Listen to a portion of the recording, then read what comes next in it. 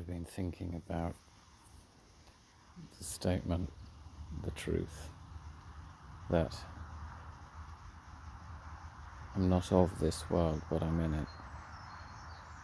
And when you sit quietly and think about those words, when you meditate upon those words, it's quite profound. You begin to, you realize that you're here for 70, 80, however many years, and your entire existence is geared up. Everything is in place, isn't it? Your entire existence, you fall into that, and it's geared up to teach you, to shape you, in order to exist and survive and thrive in a world which you're not of, but you're in. So then you begin to think about and ask about the world that you are of, but are not in. And things begin to become a little bit more interesting when you begin to meditate like that. You begin to reflect upon the invisible realm. I'm sitting on a chair under a tree. There's a couple of dogs kicking about, some sheep in a field. My education was all about fundamentally geared up so that I would go to school, go to college, agricultural college, come home, and perpetuate something, the use of the world which I'm in but not of. And so one becomes familiar with it and its ways, and you just sort of slip into the program, into the matrix, call it what you like. You just sort of fall into that, and you get to the end of it, some of us, and you're left wondering, well, what was that all about? Well, it's all about taking a moment like this. It says an ancient king said that eternity, we all have a sense of eternity in our hearts. And so you ponder upon that, and you come back to this whole sort of spiritual idea, notion, truth about God. And it sends you on the most amazing journey, because many of us have had experiences that we can't quite answer satisfactorily. The seeing of angels and stuff happens in life which it's so transitory that you just park it somewhere and you carry on getting on in the world which you're not of. And yet these little moments in time occur to point you to the world which you are of, this sort of spiritual dimension. And because all being well, you've got an eternity ahead of you. But there's a part of me that is left wondering, well, just as I've invested many of my years in how to live, thrive, survive in the world around me, the one that I'm not of, perhaps I should consider investing some time in getting to know the world that I am of, this invisible spiritual world, this world where other creatures exist, angels, demons, whatever else, and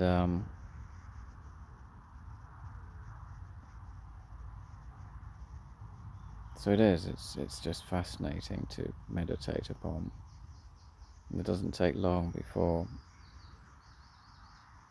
other ideas come in, thoughts. I'm in this world, but I'm not of it.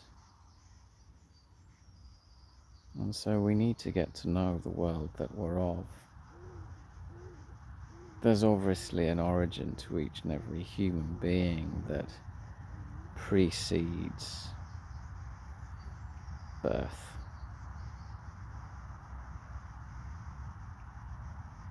We obviously exist prior to being this sort of physical body that is created to live upon a planet with oxygen and so on and so on. But we came from somewhere else, didn't we? We came from another world, an invisible world. A world which,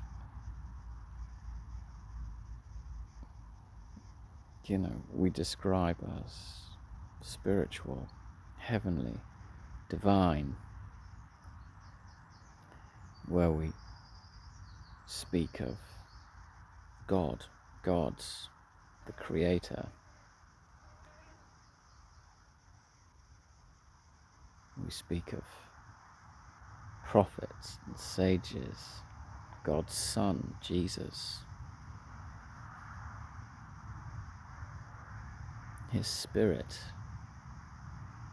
and then all the other spirits that are His.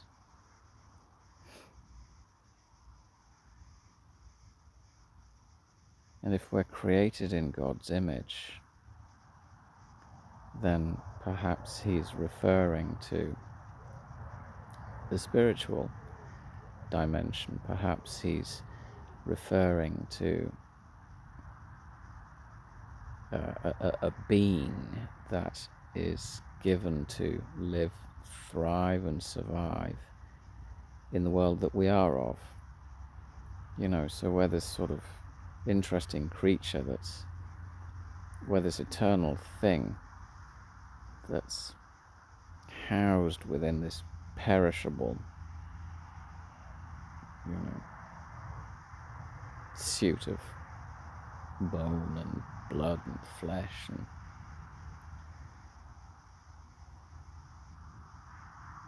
and that the physical thing gets pushed around and bullied, doesn't it? And it's caused to become part of a machine almost that has no time for invisible things, these spiritual kingdom things like love. We need these physical suits in a sense to reveal love and righteousness and peace and joy. That's our purpose, isn't it? God gives us, each and every one of us, the right to become a son of God. And He talks about, one of the purposes of sending His Son was to reveal to mankind God. So in a sense, Jesus is, to all of humanity, an example of who and what we are intended to be. We're not intended to be at one another's throats. We're not intended to bully one another and be greedy and blah blah. We're not intended to oppress one another and put one another under occupation or into exile. We're meant to demonstrate to ourselves, but to each and every one, the love and peace and joy and righteousness, power, self-control. All of these invisible things. And that's, in a sense, why we need the bag of bones, for these invisible things to be seen and recognized. In a sense, the unredeemed human being is God's most misused creation, because it follows its own ideals and pursuits. It is, in a sense, anti-God, because it's simply there to serve itself. It hasn't laid its life down to serve others, and nor does it recognize or serve its creator. And yet here we all are. We have our putting the world to rights conversations. So if we're recognizing this world is wrong, perhaps that's because there's a part of us that's from another world that recognizes what is right. And God wants to give us his kingdom, and the way in which he gives his kingdom, which is power and strength and self-control, is through our accepting that we are in error. We accept that we are lesser and he is greater. We accept that we get things wrong, that we sin, and we turn back to him, and we thank him for sending his Son, who has redeemed us in every which way. What's required of us is that we believe that, and that God is given the opportunity to fill us with his Spirit, so that we're reconnected with him. In a sense, that connection has been broken. It's broken because we choose to allow it to remain so. That's the beauty of it, isn't it? We do have free will, but we also have this sense of eternity. We also have a conscience and awareness of what's right and wrong. And it's because of Jesus that we can, if we choose to, exercise our right to become sons of God, and to begin to learn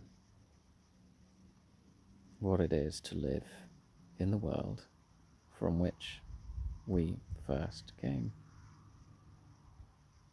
So today, whilst I am in this world but not of it, it is my desire, and I hope it will become your desire, to learn more of the world which I am of. And in doing so, I hope that those of us who choose to journey that pathway will somehow make God known